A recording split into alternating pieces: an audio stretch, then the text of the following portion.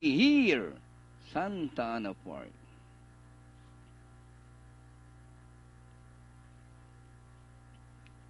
Away they go. Ice Storm shining like blue phoenix rising up is Empire Princess Field Runner.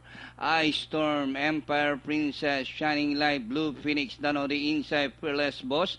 Field Runner racing on the further outside 9A final impact. Pass forward Tabaco.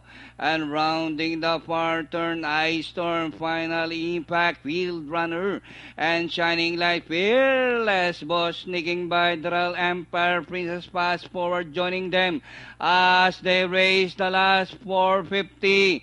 Ice Storm final impact on the outside. Fearless boss is running by Drell and Field Runner on the outside is pass forward. Last 150 final impact. Ice Storm Fearless boss running by Drell Field Runner. Final impact and by the race Ice Storm fast forward. Ice Storm final impact and finally it's final impact overpowering Ice Storm.